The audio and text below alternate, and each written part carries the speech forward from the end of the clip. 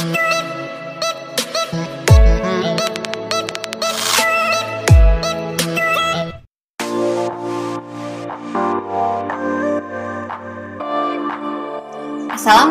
warahmatullahi wabarakatuh. Selamat pagi anak-anakku.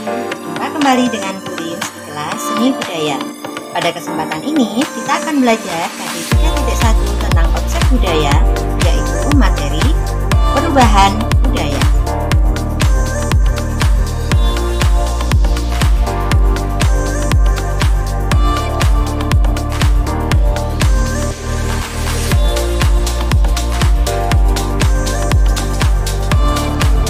Pengertian perubahan budaya.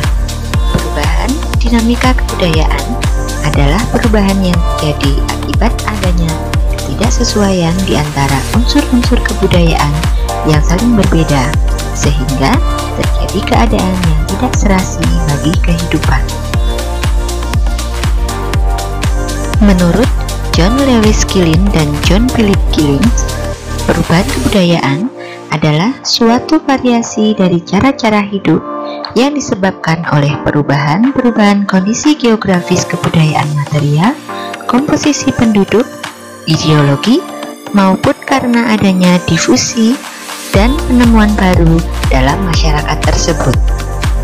Sementara menurut Samuel, perubahan kebudayaan menunjukkan pada modifikasi yang terjadi dalam pola-pola kehidupan manusia.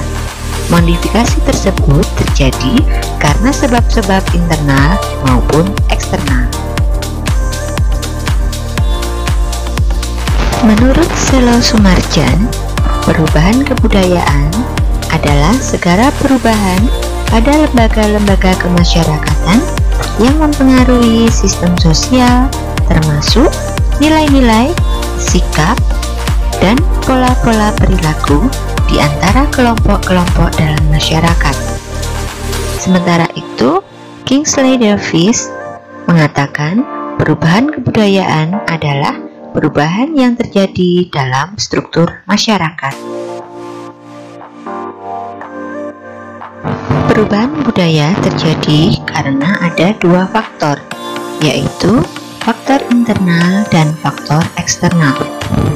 Faktor internal antara lain karena adanya ketidakpuasan terhadap sistem nilai yang berlaku, adanya individu yang menyimpang dari sistem nilai yang berlaku, adanya penemuan baru yang diterima oleh masyarakat, dan adanya perubahan dalam jumlah dan kondisi penduduk. Sementara faktor eksternal adalah adanya bencana alam seperti gempa bumi, banjir, dan lain-lain. Yang kedua, timbulnya peperangan dan kontak dengan masyarakat lain. Kita mengenal ada 4 macam perubahan budaya. Yang pertama yaitu akulturasi, asimilasi, difusi, dan inovasi. Yuk, kita bahas satu persatu. Akulturasi adalah proses penerimaan unsur-unsur kebudayaan asing oleh kebudayaan asli yang kemudian diseleksi dan disesuaikan dengan kebudayaan setempat. Akulturasi terjadi apabila kebudayaan dari dua bangsa yang berbeda saling mempengaruhi sehingga terbentuk suatu kebudayaan baru.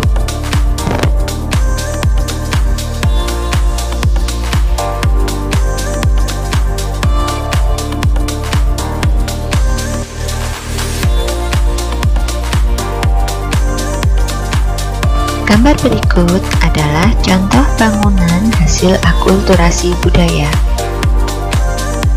yaitu akulturasi budaya Islam dan budaya Cina. Yang kedua adalah difusi, yaitu proses penyebaran unsur-unsur kebudayaan dari satu orang ke orang lain atau dari satu masyarakat ke masyarakat lain. Difusi terjadi karena adanya bersama rasa, memiliki manfaat, dan kecocokan dengan budaya asing tersebut.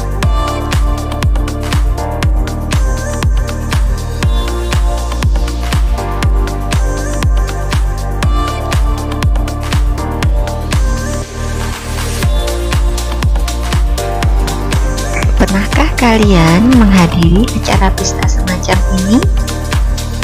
Ya, pesta berdiri atau standing party adalah salah satu contoh difusi kebudayaan. Perubahan budaya yang ketiga yaitu asimilasi. Asimilasi adalah proses pencampuran dua kebudayaan atau lebih sehingga menghasilkan kebudayaan baru.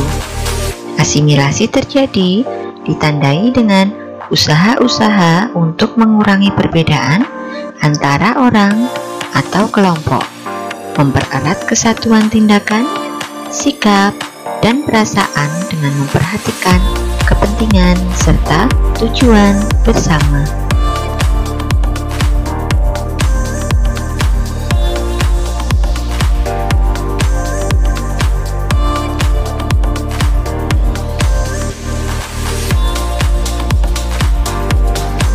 Gambar berikut menunjukkan salah satu contoh hasil asimilasi budaya.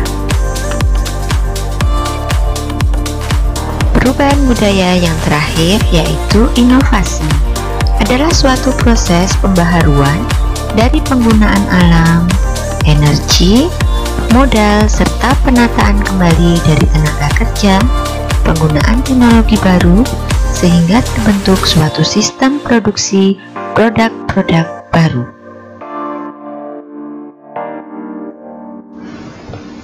Pada masa sekarang ini, apakah kalian masih sering melihat para petani membajak sawah menggunakan binatang?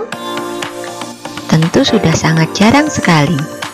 Kita akan lebih sering melihat para petani mengerjakan sawah menggunakan teknologi berupa traktor. Nah, itu membuktikan bahwa adanya inovasi dalam peralatan pertanian. Selanjutnya, materi kita adalah tentang perbedaan adat, kebudayaan, dan peradaban. Adat adalah wujud kebudayaan yang terdiri atas nilai-nilai, norma, hukum, dan aturan yang saling berkaitan membentuk suatu sistem sehingga mengatur perbuatan yang sudah lazim digunakan sejak dulu kala. Kebudayaan adalah kegiatan yang dilakukan oleh sekelompok masyarakat yang telah disepakati bersama. Sementara peradaban adalah kemajuan, kecerdasan kebudayaan, lahir dan batin yang menyangkut sopan santun, budi pekerti, dan akhlak yang dipengaruhi pula oleh kemajuan ilmu pengetahuan dan teknologi.